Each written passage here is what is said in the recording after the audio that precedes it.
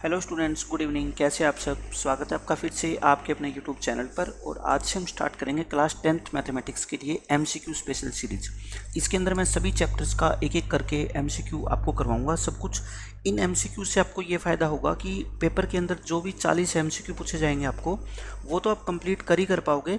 साथ में जो सब्जेक्टिव क्वेश्चंस को सोल्व करने की अप्रोच है, उनके जो फॉर्मूलाज है, वो भी आपके क्या है साथ साथ में रिवाइज होते जाएंगे। ठीक है, तो एमसीक्यू के अंदर सिर्फ हम एमसीक्यू ही नहीं करेंगे, मैं आपको ये भी बताऊंगा काफ़ी क्वेश्चंस में कि अगर यही क्वेश्चन अगर सब्जेक्टिव आए तो आप इसको कैसे सोल्व करोगे एग्जाम में, और अगर ऑब्जेक्टिव आएगा तो फटाफट आप कैसे इसका आंसर टिक कर सकते हो। क्योंकि एमसीक्यू के अंदर जो 40 क्वेश्चन आएंगे उसमें से 30 से ज़्यादा क्वेश्चन आपके ऐसे होंगे कि आपको सोल्व करके देखने की ज़रूरत नहीं है।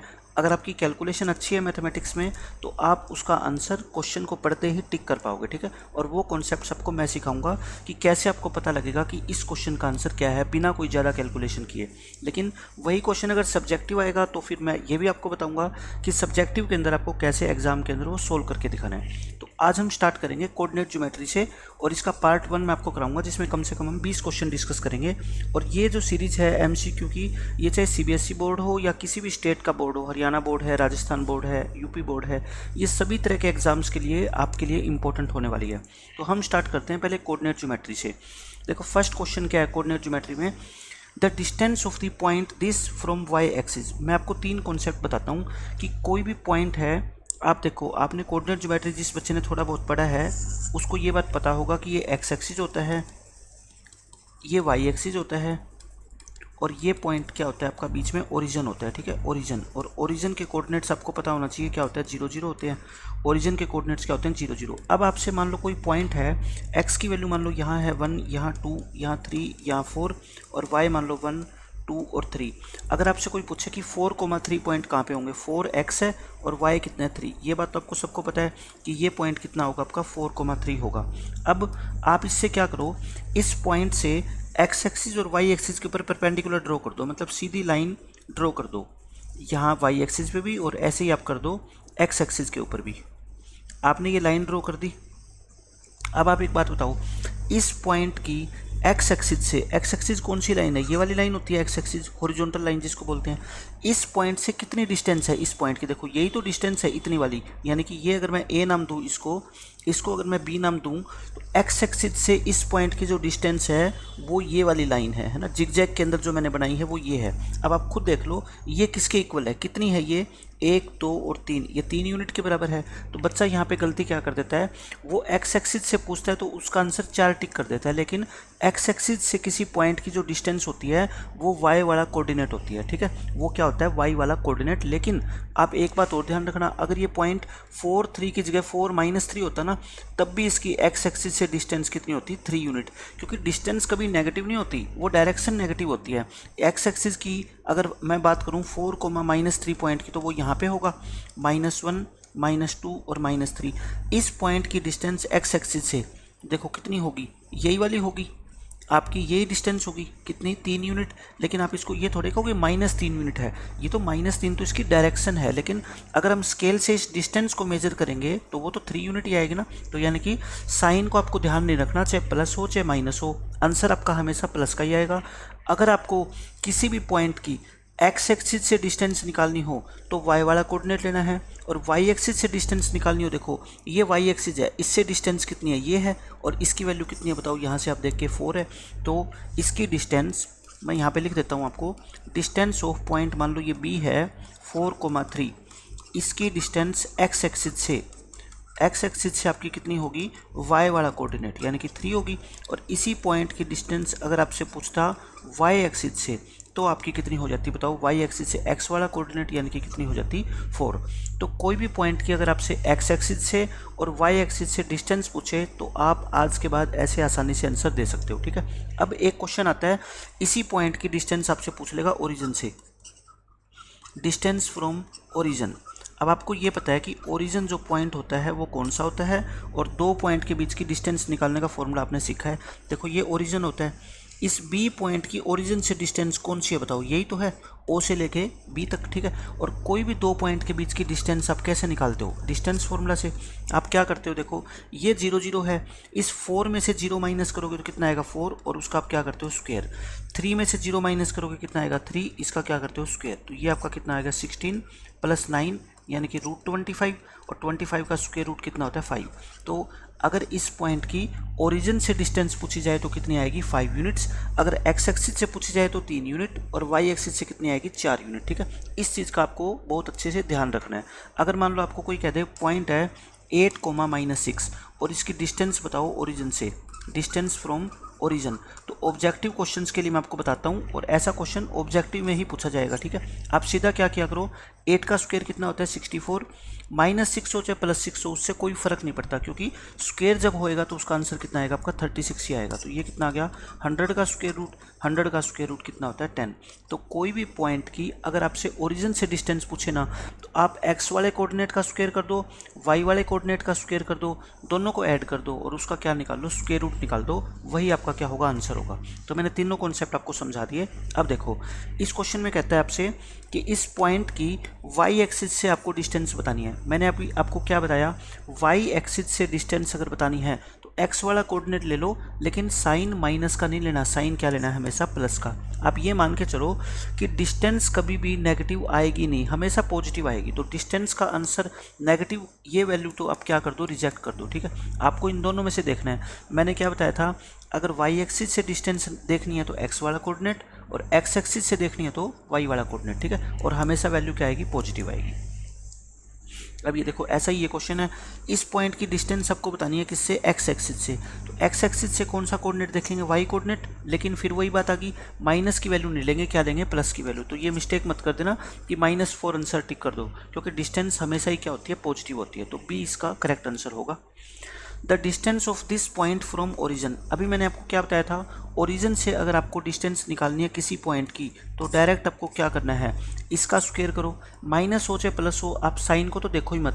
7 का स्क्वायर कितना होता है 49, क्योंकि 7 का स्क्वायर भी 49 होता है और -7 का स्क्वायर भी क्या होता है 49।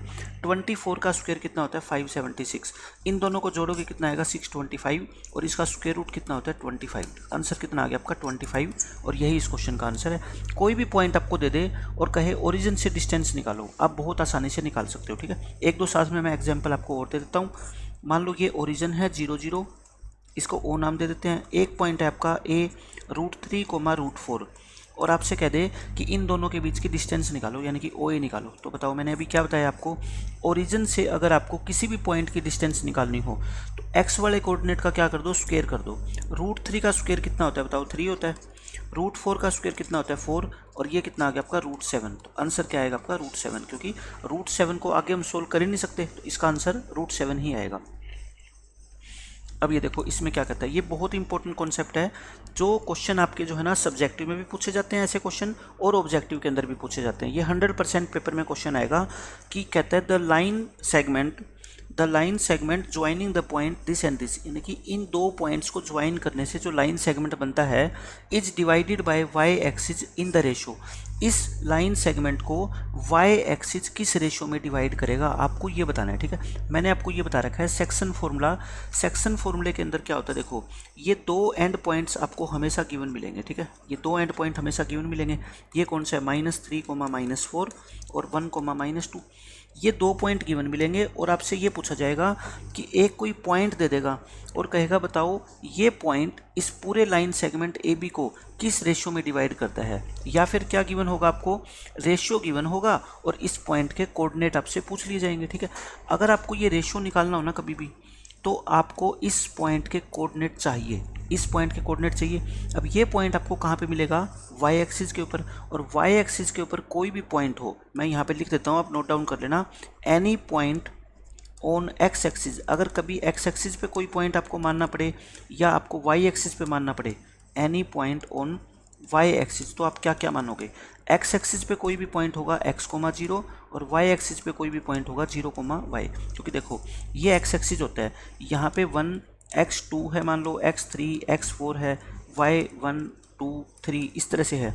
आप एक बात बताओ, ये जो एक्स एक्सिस है, अगर आपको कोई कहते हैं 1,0 पॉइंट प्लॉट करो तो x1 तो यहाँ पे है, y की वैल्यू अगर प्लस की होती तो हम ऊपर जाते, माइनस की होती तो नीचे आते, लेकिन ये तो 0 ही है तो हम यहीं पे रहेंगे, यानी कि इसके कोऑर्डिनेट कितने हैं 1,0।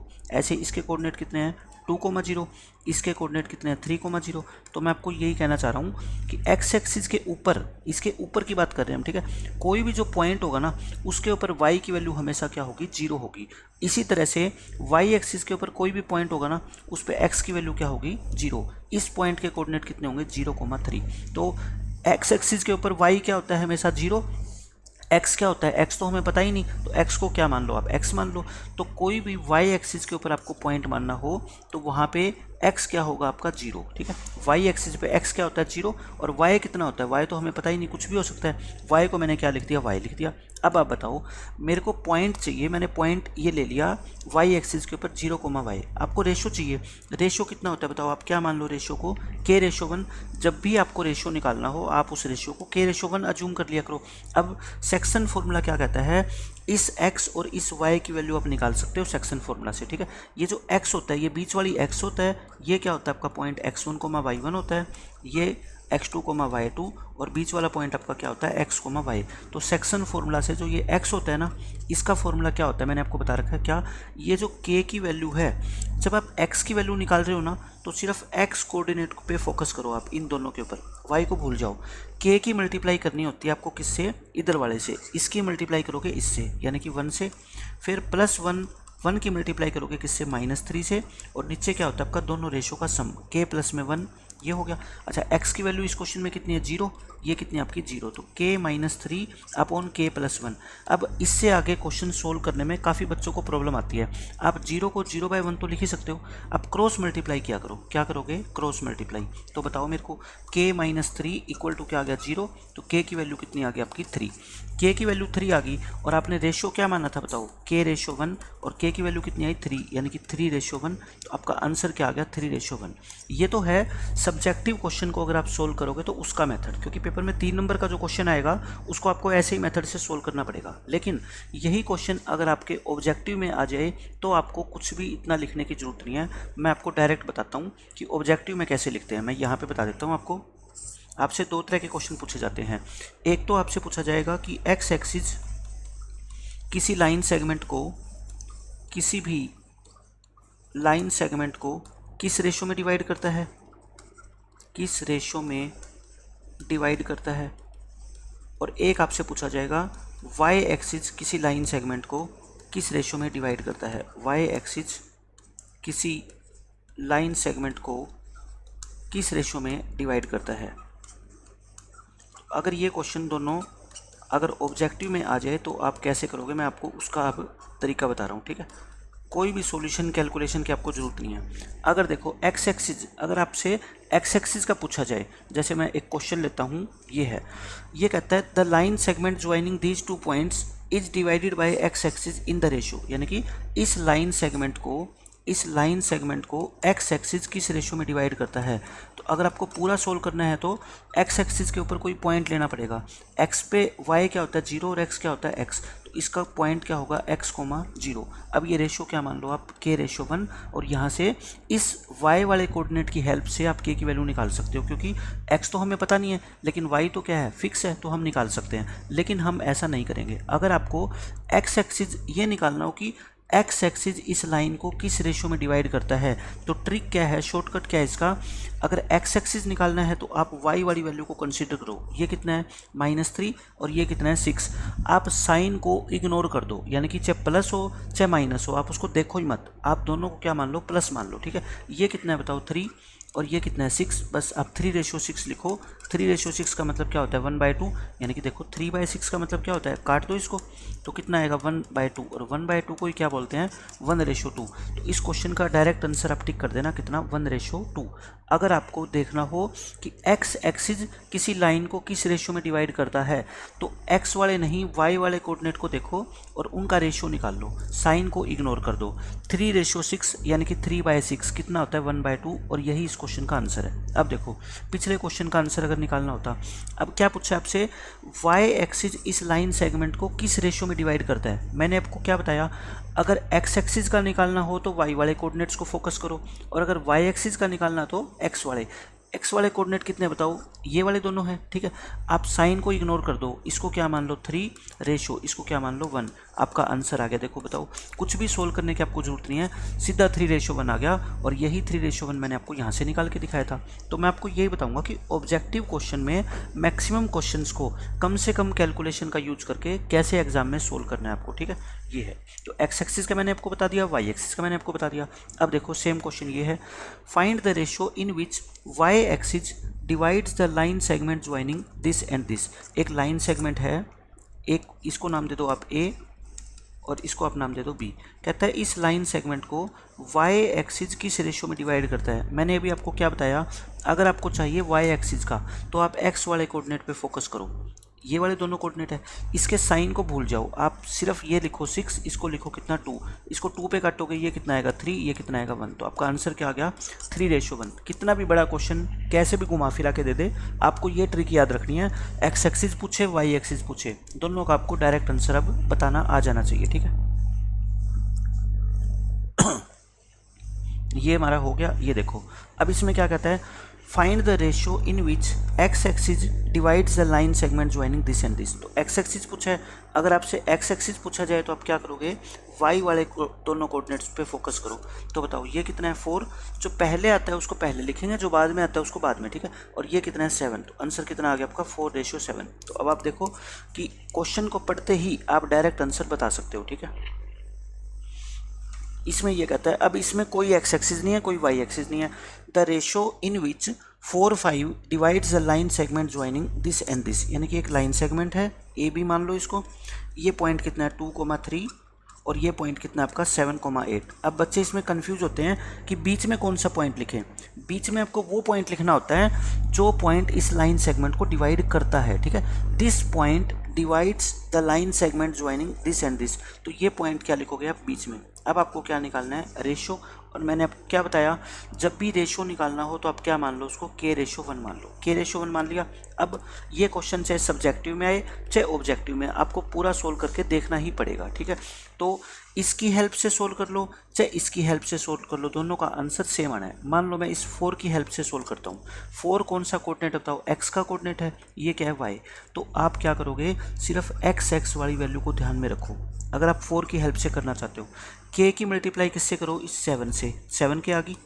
1 की मल्टीप्लाई किससे किया करो, इस 2 से, कितना आ गया प्लस का 2 आ गया, और नीचे क्या होता है K+1, दोनों रेशियो का सम, आंसर आ गया आपका। क्रॉस मल्टीप्लाई कर लो, 7K + 2 और इसकी 4 से करोगे तो कितना आएगा 4K + में 4, तो K को एक तरफ कर लो, ये 3K हो जाएगा, 4 में से 2 गया 2, यानी कि K की वैल्यू आपकी कितनी आएगी 2/3। लेकिन आपको तो रेशो चाहिए, रेशो क्या माना था आपने, K:1, तो K की वैल्यू रखो 2/3, दोनों तरफ 3 से क्या कर दो मल्टीप्लाई, क्योंकि रेशियो का मतलब क्या होता है, आप किसी भी नंबर से मल्टीप्लाई या डिवाइड कर सकते हो। तो मैं 3 से मल्टीप्लाई कर देता हूँ, इसको करोगे और इसको करोगे तो आंसर कितना आएगा आपका 2:3। अगर ऐसे समझ नहीं आता तो ये जो K की वैल्यू आती है ना 2/3, यही आपका क्या हो जाता है, रेशियो हो जाता है, ठीक है। तो इस तरह का क्वेश्चन सब्जेक्टिव में है तब भी आपको ऐसे करना है, अगर ऑब्जेक्टिव में है तब भी आपको ऐसे करना है, ठीक है। बस सब्जेक्टिव के लिए आपको एक लाइन लिखनी होती है, इसको क्या नाम दे दो, कोई पॉइंट P नाम दे दो, आप ये लिख देना, let point P divides AB in K:1, ठीक है।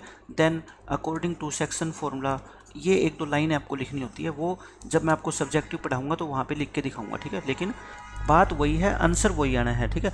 1-2 लाइनें बस उसके अंदर क्या है उसको एक्सप्लेन करना होता है एग्जामिनर को, और कोई बड़ी बात नहीं है। अब इसमें देखो क्या कहता है, ये भी सेम क्वेश्चन है, फाइंड द रेशो इन विच 0.45, ये तो हम क्वेश्चन कर ही चुके, शायद यही क्वेश्चन हमने किया है, ये क्वेश्चन हमने कर लिया। If the distance between the points this and this, 2 point के बीच की डिस्टेंस आपको 5 यूनिट्स दे रखी है, तो P की वैल्यू क्या होगी। देखो क्वेश्चन का डायग्राम बना लो आप और क्वेश्चन सोल्व हो जाएगा। 2 पॉइंट के बीच की डिस्टेंस निकालने के लिए आपके पास क्या होता है, डिस्टेंस फॉर्मूला होता है। ये पॉइंट कौन सा है बताओ, 4, और ये कितना है 1, 0। इन दोनों पॉइंट के बीच की डिस्टेंस क्वेश्चन में हमारे को गिवन है कितनी, 5 यूनिट्स है। क्वेश्चन में हमारे को 5 यूनिट्स गिवन है, आपको निकालनी है पी की वैल्यू। आप एक तो बात समझ लो कि ऐसे ऐसे क्वेश्चन में p की हमेशा 2 वैल्यू पॉसिबल होगी। तो ये फर्स्ट ऑप्शन कहता है 4 ओनली, यानी कि p की सिर्फ एक ही वैल्यू हो सकती है 4। ये आप देखते ही इसको इग्नोर कर देना। -4 ओनली नहीं, +-4 होगी या 0 तो अकेली है, तो ये भी इग्नोर। तो अगर एग्जाम में ये क्वेश्चन आए तो आप डायरेक्ट इसका आंसर सी टिक कर देना, क्योंकि ऐसे ऐसे क्वेश्चंस में p की हमेशा 2 वैल्यू निकल के आएगी। वो कैसे निकल के आएगी अब मैं वो आपको सिखाता हूँ कि सब्जेक्टिव के अंदर ये क्वेश्चन आएगा तो आपको कैसे सोल्व करना है। देखो ए बी की डिस्टेंस आप अपनी तरफ से निकालो। क्वेश्चन में ए बी कितना दे रखा है बताओ मेरे को, 5 दे रखा है। ए बी की डिस्टेंस कितनी दे रखी है 5। दोनों तरफ आप क्या कर दिया करो, स्क्वायर कर दिया करो। तो ए बी का स्क्वायर 5 का स्क्वायर कितना होता है 25। मैं स्क्वायर इसलिए करता हूँ क्योंकि डिस्टेंस फॉर्मूला क्या कहता है कि ए बी जब आप निकालोगे तो कैसे निकालते हो बताओ, स्क्वायर रूट लगाते हो और एक्स वाले कोऑर्डिनेट में से एक्स का कोऑर्डिनेट आप क्या करते हो, माइनस करते हो। 4 में से 1 को माइनस करोगे कितना आएगा 3, प्लस का साइन लगाते हो। p में से 0 माइनस करोगे तो क्या आएगा p आएगा। तो ये कितना आ गया आपका 9 प्लस में p स्क्वायर। तो मैं स्क्वायर इसलिए करता हूँ दोनों तरफ ताकि मेरे को ये स्क्वायर रूट यहाँ पे ना लगाना पड़े। तो इसका स्क्वायर कितना आएगा बताओ, 9 प्लस में p स्क्वायर आ जाएगा और इधर कितना है आपका 25। तो p स्क्वायर की वैल्यू कितनी आ गई बताओ, 25 में से 9 गए 16। अब छोटे बच्चे क्या करते हैं, p की वैल्यू सीधी क्या लिख देते हैं 16 का अंडर रूट यानी कि 4। लेकिन इसका मतलब पता है क्या होता है, ये फर्स्ट इक्वेशन है, इसको सॉल्यूशन का मतलब ये होता है कि p की कितनी वैल्यू इसको सेटिस्फाई करेगी। आप कह रहे हो 4, मैं कहता हूँ क्या 4 पुट करने से ही 4 का स्क्वायर 16 आता है। आप कहोगे नहीं, 4 का स्क्वायर भी 16 होता है और -4 का स्क्वायर भी 16 होता है। तो यानी कि p की 2 वैल्यू पुट कर सकते हैं, एक 4 और एक -4। तो आगे से 10th क्लास में कभी भी ऐसा क्वेश्चन आए कि आपको दोनों तरफ स्क्वायर रूट करना है तो साइन हमेशा क्या लोगे, प्लस माइनस का, क्योंकि आपको पता है 2 आंसर आएंगे किसके, एक प्लस का और एक माइनस का। तो यहाँ से p का जो आंसर आ गया, एक 4 आ गया और एक आपका क्या आ गया -4। तो सी ऑप्शन इसका क्या हो जाएगा करेक्ट। तो मैंने आपको शॉर्टकट बता दिया। ऐसे क्वेश्चन में जो 4 ओनली कहे, -4 ओनली कहे, उसको आप क्या कर देना, इग्नोर कर देना। अदरवाइज आप क्या कर सकते हो, सोल्व भी करके देख सकते हो। सॉल्यूशन आपको आना चाहिए इतना। अब ये क्वेश्चन देखो, ये क्वेश्चन बहुत इंपॉर्टेंट है पैरेललोग्राम का। पूरे आपका जो ये 7th चैप्टर है कोऑर्डिनेट ज्योमेट्री, इसमें कहीं पे भी पैरेललोग्राम का अगर नाम आ जाए ना तो मैं आपको बताता हूँ आपको क्या करना है। पैरेललोग्राम आपको सबको पता है, अगर रेक्टेंगल को टेढ़ा कर दे तो वो क्या बन जाती है, पैरेललोग्राम बन जाती है। उसकी सारी साइड्स इक्वल नहीं होती लेकिन अपोजिट साइड्स इक्वल होती है और ये डायगोनल जो होते हैं इक्वल नहीं होते। लेकिन एक खास बात होती है इसके डायगोनल्स की, वो मैं आपको बताता हूँ। पूरे चैप्टर के अंदर जितने भी पैरेललोग्राम के क्वेश्चन बनते हैं उसकी एक ही प्रॉपर्टी आपको यूज करनी है, वो क्या, diagonals of a parallelogram bisect each other. दोनों एक दूसरे को क्या करते हैं, बाइसेक्ट करते हैं। बाइसेक्ट का मतलब ये होता है देखो कि ये डायगोनल है, मान लो ये डायगोनल है और एक ये डायगोनल है, दोनों बाइसेक्ट करने का मतलब ये होता है कि ये मान लो मिड पॉइंट है इसका m, तो जो मिड पॉइंट AC डायगोनल का होगा ना वही मिड पॉइंट आपके BD डायगोनल का होगा। मतलब मान लो ये टोटल 10 है तो ये कितना हो गया 5, ये कितना हो गया 5 क्योंकि ये मिड पॉइंट है। ये टोटल 8 है तो ये कितना हो गया 4, ये कितना हो गया 4। मैं ये आपको बताना चाहता हूँ कि जो मिड पॉइंट AC का होगा वही मिड पॉइंट आपका क्या होगा BD का। तो बाइसेक्ट करने का दूसरी प्रॉपर्टी क्या होती है, हम क्या लिखेंगे, मिड पॉइंट्स या मिड पॉइंट ऑफ AC ये इक्वल होगा क्या, मिड पॉइंट ऑफ BD। यानी कि आपको दोनों डायगोनल का मिड पॉइंट निकाल के इक्वल रख देना है और आपका क्वेश्चन सोल्व हो जाएगा। बस कोई भी क्वेश्चन आपको पैरेललोग्राम का दिखे ना, आपको यही प्रॉपर्टी लगानी है कि दोनों डायगोनल के मिड पॉइंट को क्या रख दो, इक्वल रख दो, बस आपका पैरेललोग्राम का क्वेश्चन खत्म। अब देखो इस क्वेश्चन में क्या कहता है, आपको ये 4 पैरेललोग्राम के वर्टिसेस दे रखे हैं A, B, C और D और आपको A और B की वैल्यू बतानी है। आप क्या करो, इसका डायग्राम बना लो। जो भी पैरेललोग्राम दे रखी है उसका एक डायग्राम बना लो, रफ डायग्राम, ठीक है। जो आप वर्टिसेस लोगे ना उसको स्टार्ट कहीं से कर दो लेकिन ऑर्डर के अंदर लेने हैं। A यहाँ लिख दिया, B यहाँ लिख दिया, तो C को यहीं लिखना है, ठीक है, बीच में से छोड़ना नहीं आपको, और D यहाँ लिखना है। अब देखो A के वर्टिसेस कितने बताओ, 1, 2, इसके कितने हैं 4, 6, ये कितना है आपका 5, 7 और ये कितना है AB। आपको A और B की वैल्यू बतानी है, A और B की क्या बतानी है वैल्यू। मैं पहले आपको डिटेल में सोल्व कराता हूँ, फिर पेपर में कैसे डायरेक्ट आपको आंसर बताना है वो तरीका बताऊँगा। अगर ये क्वेश्चन आ जाए आपका क्या सब्जेक्टिव में, तो आप क्या लिखोगे, वी नो दैट, मैं सब्जेक्टिव भी बता देता हूँ साथ साथ में कि कैसे लिखना है। We know that in a parallelogram के अंदर क्या होता है, मिड पॉइंट ऑफ AC। अभी मैंने बताया मिड पॉइंट ऑफ AC वो किसके इक्वल होता है, mid point of B D के, ये ए सी और बी डी क्या होते हैं इनके डायगोनल। और मिड पॉइंट फॉर्मूला मैंने आपको क्या बता रखा है, मिड पॉइंट क्या होता है, ए सी का अगर आप मिड पॉइंट निकालना चाहते हो तो कैसे निकालते हो बताओ, दोनों एक्स वाले कोऑर्डिनेट को जोड़ के 2 से क्या कर दो, डिवाइड कर दो, दोनों एक्स वाले कोऑर्डिनेट यानी कि 1 और 5 इसको ऐड करके और 2 से क्या कर दो डिवाइड। ऐसे ही वाई वाले 2 और 7 को ऐड करके 2 से क्या कर दो डिवाइड कर दो, ठीक है। ये हो गया मिड पॉइंट किसका, ए सी का। बी डी का निकालना हो तो देखो एक्स वाला कोऑर्डिनेट दोनों को क्या करो ऐड, तो a+4 आ गया और 2 से क्या कर दो डिवाइड। ऐसे ही y के कोऑर्डिनेट कितने हैं, एक b एक 6, दोनों को जोड़ के 2 से क्या कर दो डिवाइड। ये क्या आ गया आपके मिड पॉइंट्स आ गए दोनों के। अब 2 पॉइंट इक्वल है तो इसको आप क्या लिख सकते हो बताओ, 1 + 5 कितना होता है 6/2 और ये कितना होता है आपका 9/2। ये इक्वल है a प्लस में 4/2 और कोमा b प्लस में 6/2। 2 पॉइंट आपस में इक्वल देखो तभी होते हैं जब x वाला कोऑर्डिनेट इसके इक्वल होगा और y वाला कोऑर्डिनेट इस y वाले कोऑर्डिनेट के इक्वल होगा, ठीक है। तो आप इक्वेट कर दो बस और क्वेश्चन खत्म। आप जो है ना इक्वेट कर दो, क्या लिखोगे बताओ, a + 4/2 ये इक्वल होगा किसके 6/2 के। ये 2 से 2 क्या हो जाएगा, कट जाएगा। a + 4 किसके इक्वल आ गया 6, तो a कितना आएगा 6 - 4 यानी कि 2। a की वैल्यू आ गई। b की वैल्यू कैसे निकालोगे बताओ, इसको इक्वेट कर लो, b + 6/2 इक्वल टू क्या होता है आपका 9/2। 2 से 2 कट जाएगा, b कितना आएगा 9 - 6 यानी कि कितना आ गया 3। आपसे a और b की वैल्यू पूछी है, a कितना 2 b कितना 3। ऑप्शन में मिला लो ध्यान से, b ऑप्शन आपका क्या है करेक्ट है, a कितना 2 और b कितना 3। ये तो था आपका अगर पेपर में सब्जेक्टिव क्वेश्चन आ जाए तब आपको करना है, ठीक है। अगर यही क्वेश्चन पेपर में ऑब्जेक्टिव आएगा तो आप ऐसे बिल्कुल भी नहीं करोगे। आपको क्या करना है, ये छोटा सा डायग्राम बनाना है। अगर कोई बच्चा थोड़ा सा भी इंटेलिजेंट होगा तो मैं बताऊंगा बिना डायग्राम बनाए भी वो इस क्वेश्चन को सोल्व कर सकता है। देखो ए और ए सी जो डायगोनल है ना, इसमें एक्स वाले दोनों कोऑर्डिनेट का सम कितना है बता दो मेरे को, 5 और 1 कितना है 6 है, सम कितना है ये 6 है। इधर इन दोनों का सम कितना होगा, देखो ये ए है और ये कितना है 4, इनका सम भी कितना होना चाहिए 6 होना चाहिए। अब बताओ मेरे को 4 तो यही है तो ए की जगह आपको कितना रखना पड़ेगा 2, तो ए की जगह कितना रखना पड़ेगा 2, आ गया सम 6, ये डायरेक्ट वैल्यू आ गई।